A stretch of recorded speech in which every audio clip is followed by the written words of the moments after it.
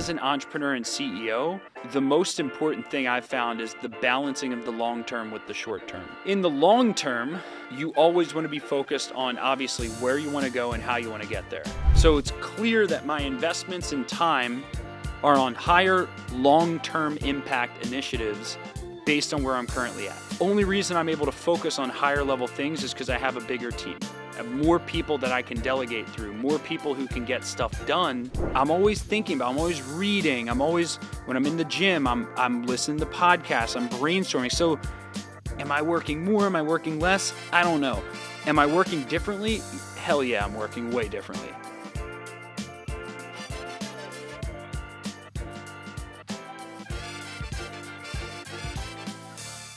What's up, dudes and ladies? It's another episode of the Bill Hauser podcast. And today I'm going to break down, which is kind of a fascinating thing that I've been asked in many different ways, is like, where does a CEO entrepreneur spend time? Like, where at my current phase and chapter that I'm in business, like, where am I actually spending my time and why, and what's my thinking process behind this? So I'm just going to basically go through my calendar, and I'm going to try to explain why I'm spending my time in certain areas and how that's shifted over time, and why some of these decisions are happening. I think the reason this is important for a lot of people is, and why people have asked for this, and, there's been Harvard studies on this. There was this one Harvard study that was like, where do CEOs spend time? Harvard, I'm going to look this up. Harvard study,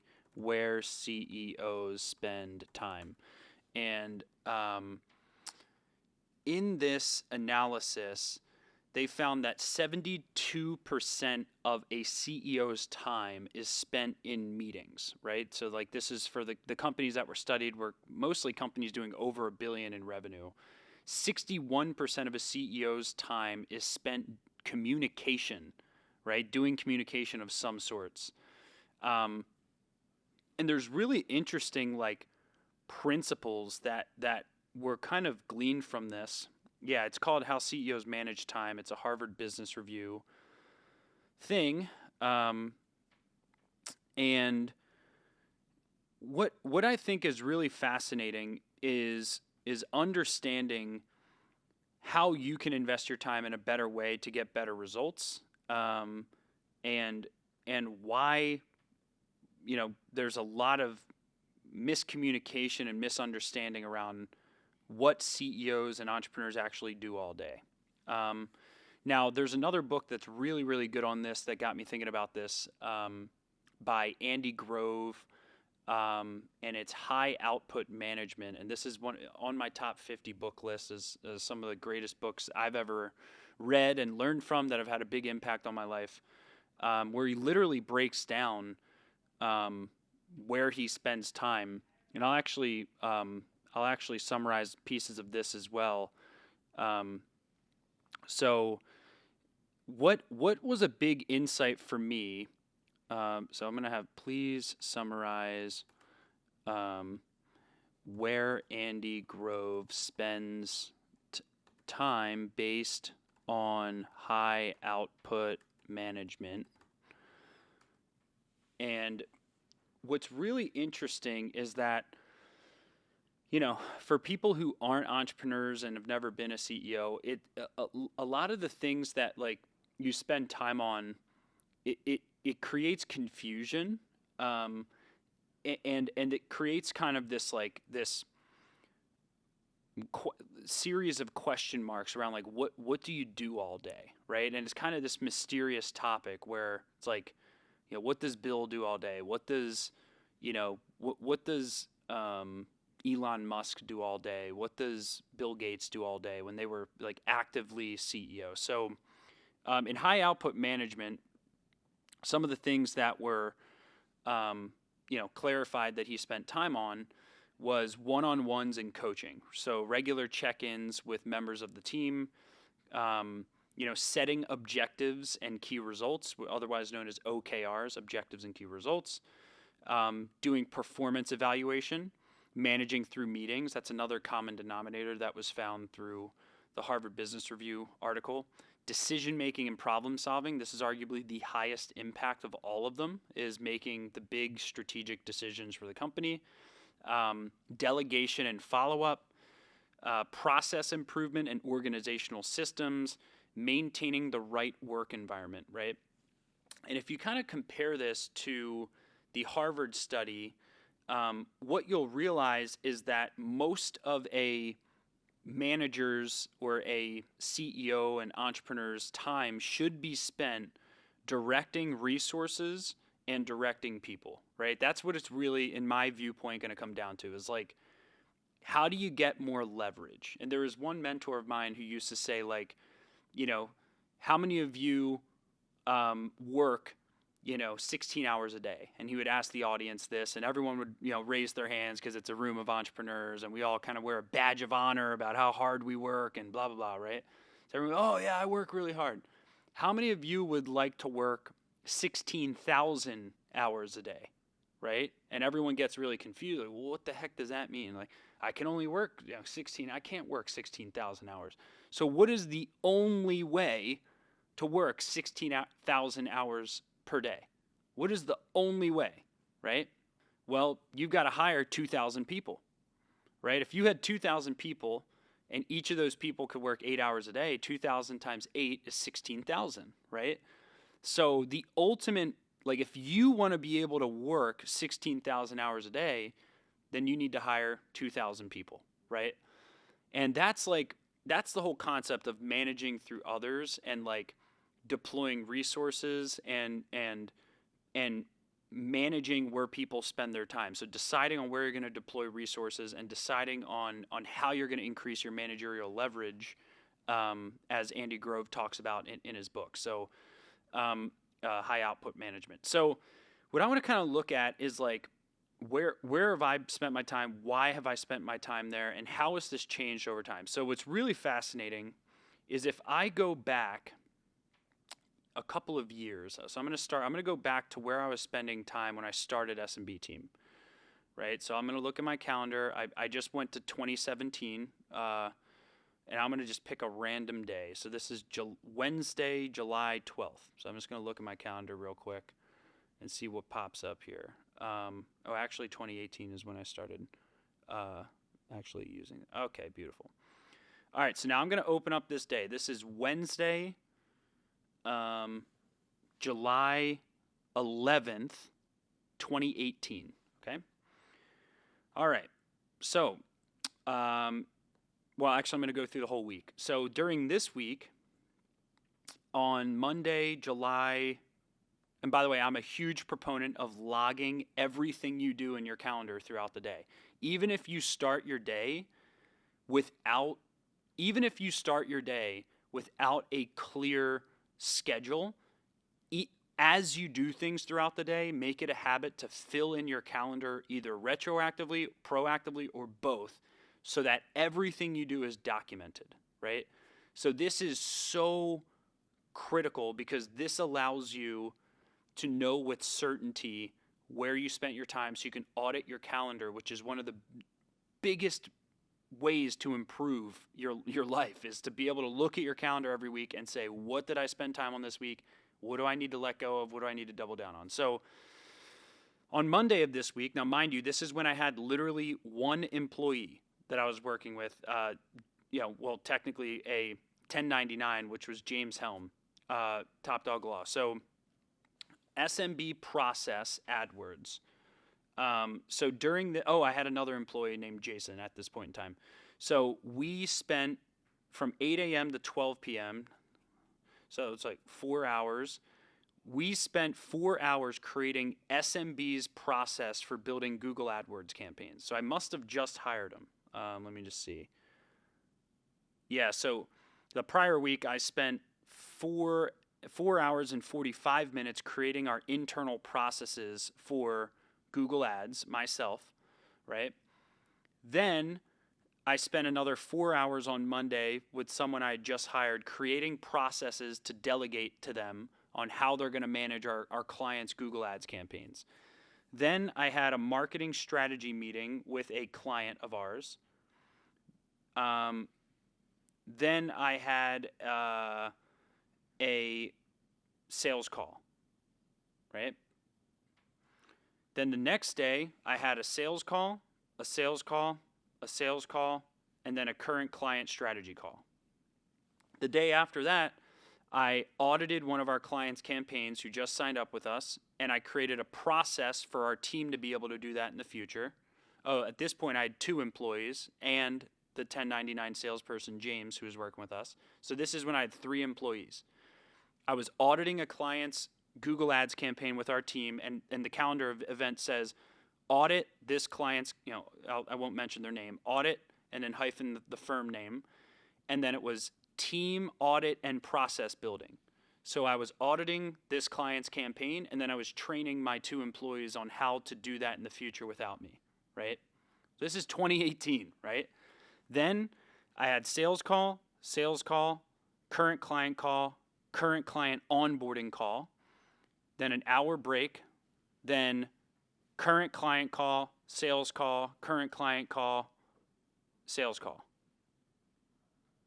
So if I look here, almost all of my time was spent either A, creating processes to replace myself, working individually with current clients, or doing sales calls, right? So that's interesting, right? That this was where I was spending time. What's that? July 2018. How long ago is that? July 2019, 2020. So that's 6.5 years ago. Yeah, 6.5 years ago. That's where I was spending time. Then I went to a Tony Robbins event the Thursday and Friday of that week with James. So we went to United Center, we registered, and then we set up 1, 2, 3, 4 sales calls for the second half of the day in person in Chicago. Then we had 4 sales calls the next day in person in Chicago, right? So we went to this Tony Robbins event, but we turned it into like a, basically meeting prospective clients face to face in Chicago, right? Go to the next week, holy crap. Oh my God. Wow. Okay. So my entire calendar is completely filled this week. This is the week of July 16th, 2018. We had a photo shoot, S&B team photo shoot.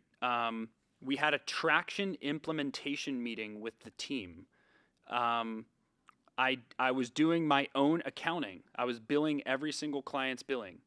I then met with my employees, and then I did sales outreach for the last hour of the day. So, mix of client work, accounting, and then sales at the end of the day. Then it was, it looks like most of my days I was starting work at 7:30 a.m. and I wasn't stopping work until, I'm looking at my calendar, 7:45 p.m. every day. So I was working from 7:30 a.m. to 7:45 p.m. every single day. The one day I worked until 8:30. Let me just see here.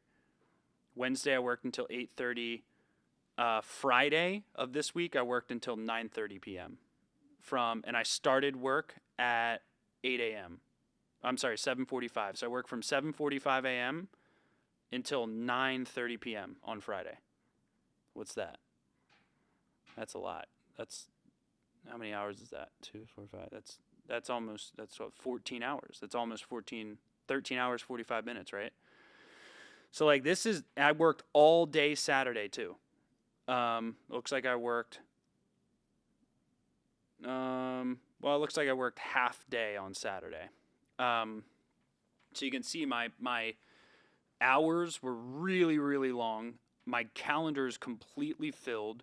On Tuesday, I launched tons of client campaigns. I did welcome emails for new campaigns, built strategy for new campaigns alongside the team, did an audit on my new clients' launch accounts.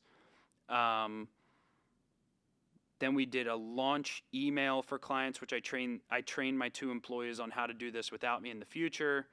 Sales call. And then, Yeah. So it looks like most of my days, the beginning half of the day, I was doing client work. The second half of the day, I was doing sales. And I was working, 12 to 14 hours a day, right, at this point in time.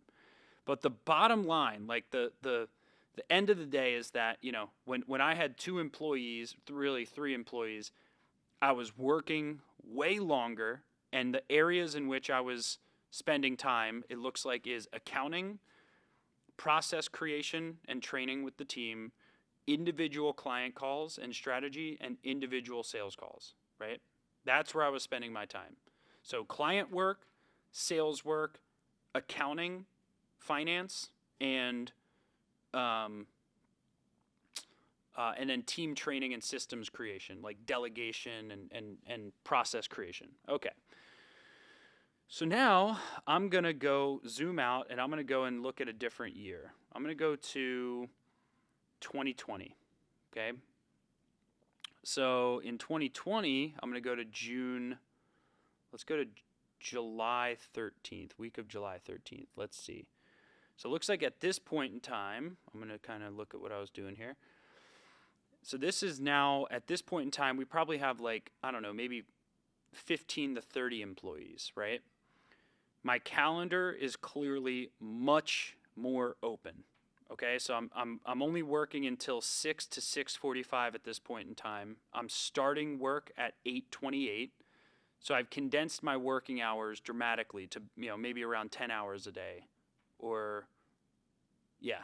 So 8:28 to 6. What's that?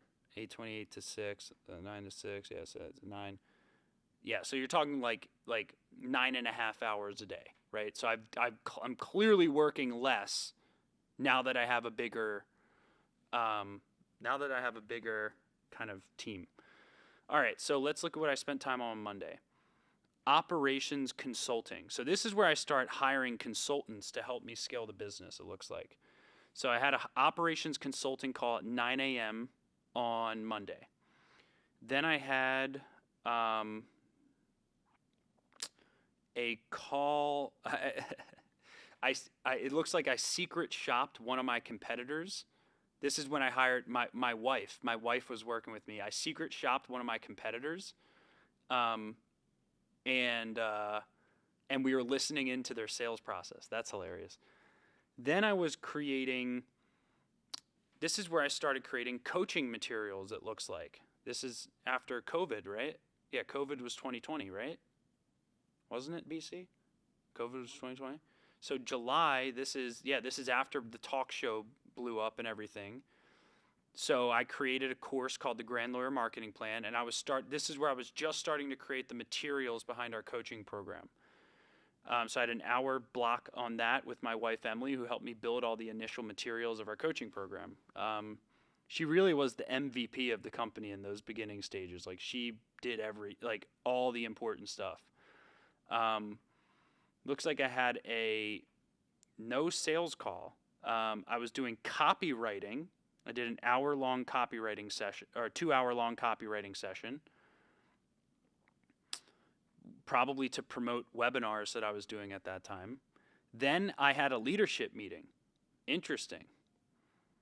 So at this point in time, this is when we started doing leadership team meetings, where I started practicing EOS. So it looks like I'm doing a leadership team meeting. 0 sales call, 0 client work. Then on Tuesday, I did a strategic coach workshop. It's so funny. The 2 weeks I pulled out from 2018 and now 2020, both of these weeks, I did a in-person coaching session, right?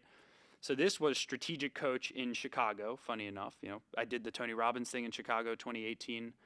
This was a strategic coach event I did in 2020, July 14th.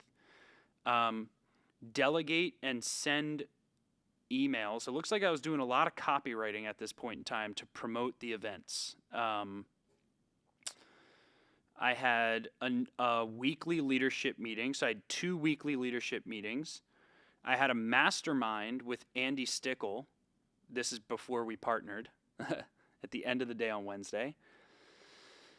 And then the rest of the week, I worked on our company's packaging strategy. So this is clearly a revolution happened between 2018 and 2020, where instead of me spending time, I didn't spend any time on any individual client sales calls. I didn't spend any time on individual client work. It seems like what I was doing now was I was helping control our marketing, like doing copywriting and positioning for our marketing, and designing products and doing leadership meetings. So this is probably where a big identity shift must have happened for me in 2020, because now I'm not doing really any of the day-to-day stuff. It looks like I'm still working from 11 a.m. to 4:30 p.m. on Saturday. So I'm still working weekends. That's fascinating. That's something I very rarely have to do now. So my time spent has reduced throughout the work week, but I'm still working Saturdays a little bit. Okay, so now I'm going to fast forward to another week. I'm going to go to where I'm spending time now. So let's go to year and then 2024. So we'll go to like this week. All right. So this is July 15th, 2024. I guess this is the week of, July 15th. This is 2024, so it's not current. Okay, so this week I was working on designing our entire company's proposal, or looks like our entire company's sales process. I had a 2-hour executive leadership meeting with an executive team. It looks like I raced dirt bikes the Sunday before in New York, so I clearly did not work this weekend. And my average calendar events are only filling up, let's see, so from 9 a.m. to 4 p.m. So it looks like, based on what's in my calendar, the average amount of calendar events I have now from 2024 is 9 a.m. to 4 p.m. So that's 7 hours a day, right? In terms of calendar events, although I'm typically working a little bit, more than 8 hours a day. It looks like I came up with a strategy to reduce our client acquisition cost this week.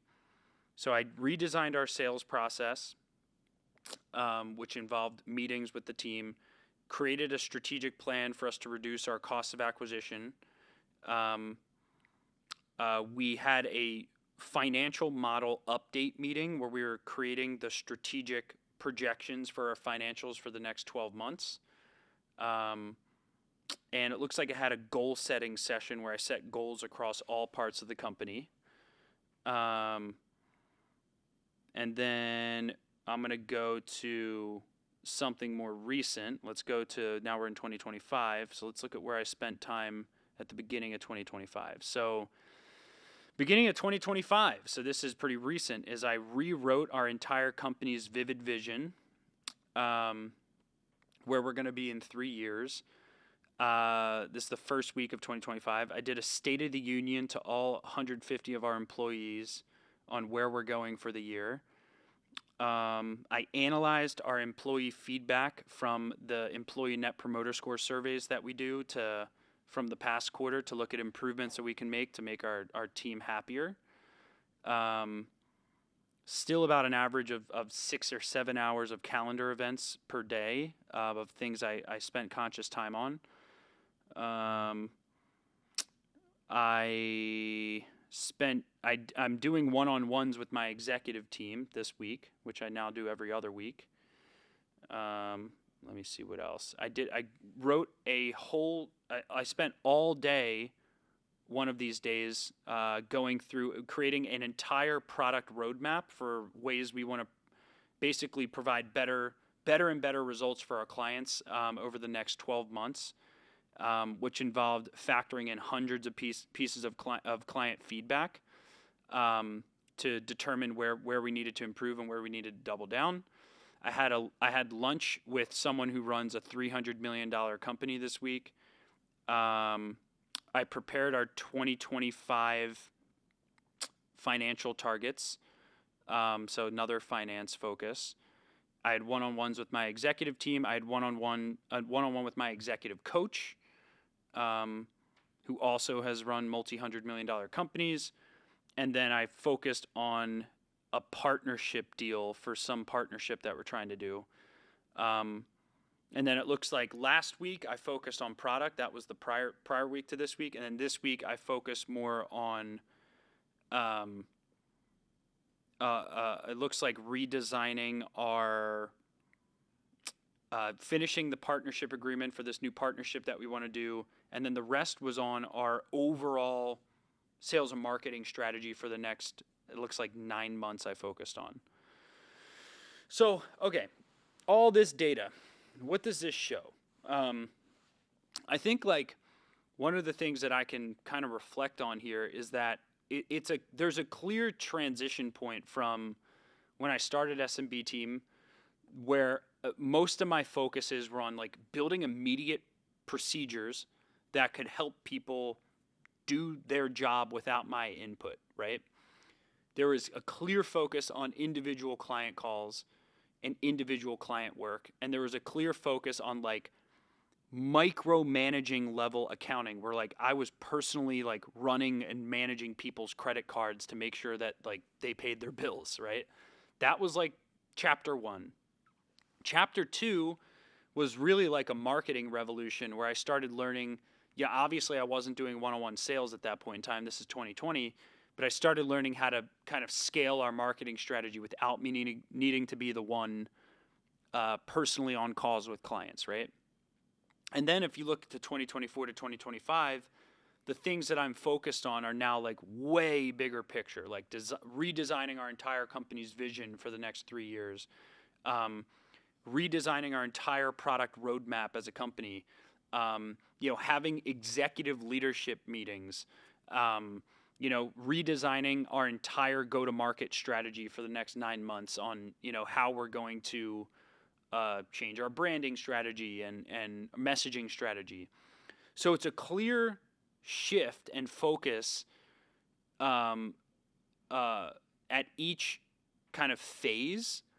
And what's clear to me is that as the company has grown, my focus has become dramatically much more long-term and less immediate gratification focused. It seems like the timelines of the outcomes that I now spend time on are way longer time horizon initiatives than how can I help this client right now? How can I get this sale right now, right? So that is a really big shift I think all of us can reflect on for ourselves is like, what does that mean for your law firm, right? How can you, and most of these things I'm spending time in are either meetings or strategy sessions, right? So if you are not spending a lot of your time managing through meetings, doing high-level strategy, directing the next 1 to 3 years of your life and your business, you're probably focused too much on the here and now, right? And as an entrepreneur and CEO, the most important thing I've found is the balancing of the long term with the short term, right? So in the long term, you always want to be focused on obviously where you want to go and how you want to get there, which is basically your strategy, where you want to go, and how you want to get there is really like your core values and your strategic plan, the actual plan through which you want to get there, right? And every minute that you're not focused on where you want to go and how you want to get there, i.e. the long term, you're focused on the short term, right? You're focused on doing individual sales activities, doing individual client work activities. And what's interesting is that every single chapter of growth, it feels like you can't give up the thing you're currently doing, right? Like when I was the one doing individual sales for SMB team alongside James, like it felt like that would never end, right? Until I made the bold decision to hire my first full-time salesperson, Dave. And it forced me to delegate. It forced me to figure out a way to scale what I was doing to someone else, right? Which then transitioned me from doing the sales myself to then empowering someone else to do the sales, creating systems for that person so that they could follow my script, my templates, my processes to do sales without me, right? And clearly that thing happened on the client work side. As I went through my calendar, I spent like almost an entire day going through Google Ads process creation when that's the only service that we were providing, because we were signing up clients, and then I was having to having to do all the client work myself, right? So then there's I hired someone, same principle, right? That happened in sales. I hired someone to basically fire myself from my current job, hired someone, and then created a process and training mechanism with them so that they could do the job better without me, and so that I never had to get involved again in that specific part of the business, right? So that was kind of the trend at the beginning is, instill growth on the company, sign up clients, and then use those funds to then hire someone, right? Use those funds to hire someone and then train that person and create systems for that person for then them to run the job better without you, right? So that's kind of like chapter 1. Chapter 2 is, okay, we've created systems for individual sales and individual client management. Now it's like, what's our client management strategy, right? Right. And then it's like, what is our marketing strategy, right? Because once you start figuring out sales, now it's about just throwing more leads into the top of the funnel, right? So that you can then have more sales opportunities. So that was clearly my focus in chapter 2 of what I looked through, right? Is like, I went from sales management to marketing management, right? That was like the second phase chapter of growth in 2020. And then I went from individual process creation on how we want to handle clients and build campaigns for clients to kind of like product strategy. Like, what is the overall strategy through which we want to provide results to clients, right? And at chapter 1 and chapter 2, the only reason I was able to focus more on strategy is because I had more people, right? And I had people to then do the management, the day-to-day management of the business, right? So then I was able to focus more on strategy because I didn't need to manage the individuals on each team. I didn't need to create processes and procedures anymore. I had someone else to do that, right? In 2020, I had a sales manager, and in 2020, I also had a client service manager. So I was able to vent my strategies to them, and then they created the processes. They managed the team, right? Okay. So then chapter 3, which is like the more recent chapter that I'm in with, over 100 employees, is way longer term strategy, way longer term, marketing. We're talking 3 to 12-month marketing and sales plans that my focus is now working with my executive team to create for the business. Creating 3 to 12-month product roadmaps and plans where we're driving kind of our focus for the next 3 to 12 months on the product strategy perspective, right? And what you notice in each of these levels is like basically your time horizon, like I've mentioned before, of how far away you get from immediate gratification, the distance between, in the beginning when I was doing sales calls, it was all immediate gratification. It was, are we going to close this deal, right? When I was building client accounts in the beginning, it was, we gotta build this perfectly for this client right now to get it perfect or they're going to be pissed off, right? It was all immediate, like gratification, immediate reward system. Chapter 2 was a little bit longer term reward system, but it still wasn't that long. It was like, if you remember what I went through in 2020, I was copywriting for some of our marketing messaging, probably for an event that was launching next week, right? So, okay, I was 1 week ahead of schedule with where I was focused at that point in time. So it took me 2 years to go from immediate focus to 1 week focus, right? Meaning the things I was working on had a result 1 week from today, right? And now the things I'm working on may not have any result for 3 to 12 months, right? So it's clear that my investments in time are on higher long-term impact initiatives based on where I'm currently at, right? And I'm doing this through other people, right? And this is like the key insight that I had when I just went through my calendar is the only reason I'm able to focus on higher level things is because I have a bigger team. I have more people that I can delegate through, more people who can get stuff done, so that when I focus on these big picture strategies, instead of me directing 1 or 2 people, I'm now directing, indirectly, I'm directing 150 people through my team leads and everything else, right? So my managerial leverage, as Andy Grove would say, is much higher, right? Now, my one-on-ones, which I still had weekly leadership meetings back in 2020, right? I still had weekly leadership meetings. I still had one-on-one meetings with my direct reports back in 2020. But the difference is when I was holding one-on-ones with with members of a 15-person team, each member of my team probably only had like 4 people on their team, right? So when I gave feedback to our marketing team, Emily was in charge of our marketing at that time. When I gave feedback to Emily, who was in charge of our marketing, it only transmitted through 4 people, right? When I gave feedback to our client service person at the time, who was in charge of client service, Anthony, it would only transmit through 4 people, right? So my leadership leverage through those 2 leaders wasn't that high because there was only 4 people on each of their teams. Now when I have a one-on-one, I talk with someone like Julia on our team, she manages almost 100 people on her team, right? So one sentence that I say to someone like that on my team now has 100x the impact, right? Or 20x the impact, right? However you want to look at it.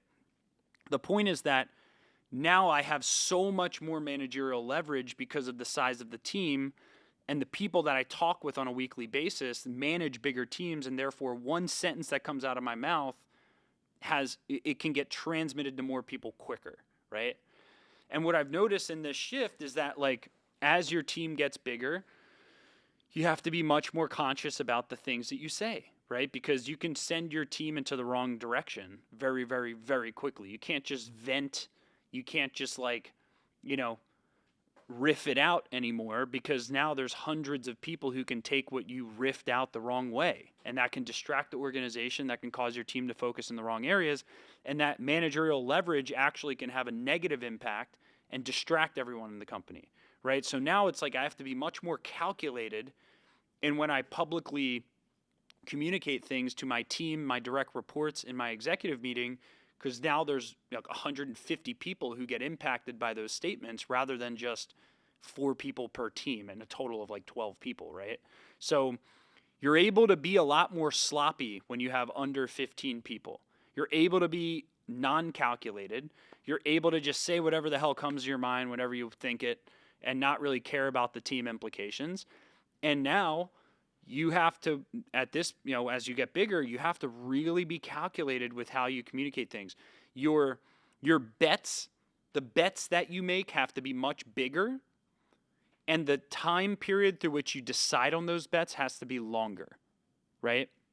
Whereas in the early stages, you're constantly shooting from the hip. You're constantly making real-time adjustments. Oh, we did this for this client. They were pissed off. Let's not do that again. Let's do this.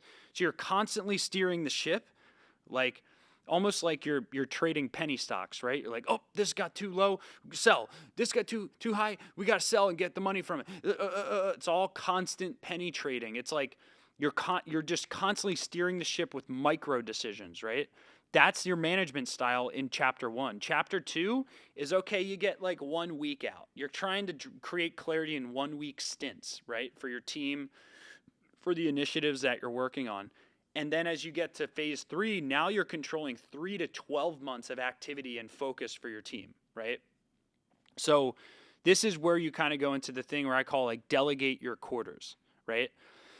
And another really important thing, why it is clear that I am working less now, dramatically based on my calendar. I am working way, way less than I did in my first year. I'm working less than I did in my second chapter. And I'm working less now than I've ever worked before, which really just means I'm working 8 to 8.5 hours a day on average, right? And the reason that's critical is because, and this is the whole like Jeff Bezos thing where he says like he doesn't like having meetings after, I think it's like noon or something, because his brain isn't sharp enough after noon to make critical decisions. So he'd rather take a meeting instead of just having a meeting at 4 p.m. or something when his brain's fatigued. He'd rather have that meeting tomorrow, right, when his brain is fresh. And that's something I've noticed too, is like I am always thinking about SMB team. I'm always subconsciously working on SMB team, even though I don't work 16 hours a day like I used to, right? I'm always, kind of reflecting on SMB team. I'm always thinking about, I'm always reading. When I'm in the gym, I'm listening to podcasts, I'm brainstorming. So am I working more? Am I working less? I don't know. Am I working differently? Hell yeah, I'm working way differently, right? And that's because the asset in the beginning that I needed to cash in on for myself to get the company started was brute force, work ethic, number of hours, right? Sheer force of will, right?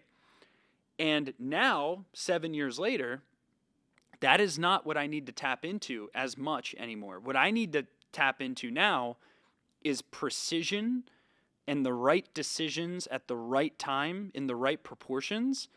And that requires a little bit more distance, right? That requires me to be able to have less things in my calendar throughout the day, to have a little bit more freedom and flexibility to brainstorm and kind of work through complex problems that may take weeks to work through, right? Like an example, when we created when I helped create our new product roadmap for the next 12 months, it took me 3 weeks to come up with what that product roadmap was based on 3 weeks of data analysis, right? Bring me back to 2020. The way I would have created a product roadmap was with zero data. I would have just done it based on gut feeling and whatever sounded exciting to me at the moment. Oh, we should really focus on this. I heard one client bring up this before, even though we have 100. But that's got to be the problem we need to solve, right? Now it's like, no, I slow down. I want to look at hundreds of pieces of client feedback before I say this is the thing we need to focus on. So it's almost like I've accumulated so much scar tissue from making too quick of decisions on too little of data. And I've learned over time to slow down the amount of time I invest into making a critical decision to make sure it's the right decision before I then go communicate it to 150 people, right? And sometimes that requires working less, right? Like tomorrow, for example, I'm going to Costa Rica. During this entire trip, because I already know my habits now, I've learned this, all of my vacations in the first 4 years of SMB team, I worked all my vacations. Now, I don't work during my vacations. Like I'm actually present during my vacations because I need to be. I need to recharge so that when I come back, I can continue making sharp and the right decisions because my entire team is banking on my ability to do that. So if I work myself to the bone at this current phase that I'm in, I'm not going to make as smart decisions. The whole team's going to suffer because that's my main responsibility for the company is to make decisions, right? So it's just this weird balance where over time I've had to become more calculated. I've had to focus on longer term initiatives. I've had to focus on longer time windows before I make a decision, right? And in the beginning, you don't have time for that. It's constant shooting from the hip, constant quick adjustments, and that's okay. The only thing that's not okay is if you're still solving the same problems you solved last year, right? We talked about this in our other podcast that the number one KPI is really the rate of new problems that you have. That's like the number one key performance indicator, KPI, that you want to be measuring your growth path on. If you are not experiencing new problems every week, every month, every year, then you're not growing, bottom line, right?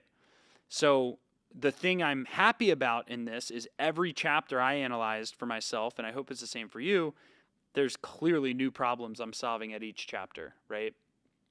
And now the new problem is making the right decisions at the right time with the right data. So hope that was valuable. This is kind of like some of my thoughts on, kind of inspired by the Harvard study on how CEOs manage their time, combined with insights I learned from Andy Grove's book, High Output Management, and some of my own reflections after going through my calendar, kind of live right now, and sharing some of the things I had in my calendar back when I started the company, kind of at the 2020 point, and then just recently. So I hope you got value from this. Just understand that regardless of what your goals are, regardless of where you want to go in your life, if your focus doesn't change, that means you're not changing, right?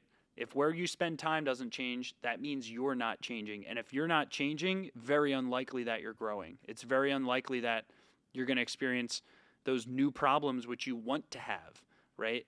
And your ability to solve new problems is your ability to grow, right?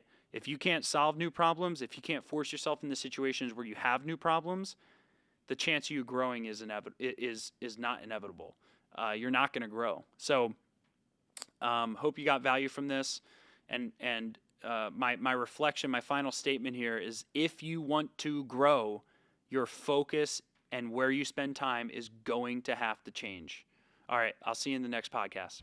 If you found value in this podcast, here's one way I can help your firm right now. First, you can get our new book, Law Firm Growth Accelerator. It's everything we've learned over 10 plus years helping lawyers build thriving, profitable firms. The strategies that you'll get in this book work for any practice area and any revenue level. You can get the audiobook and ebook 100% free, or just cover the shipping and we'll send you the physical copy to you in addition to the audio and ebook. Go to smbteam.com/book to get your copy.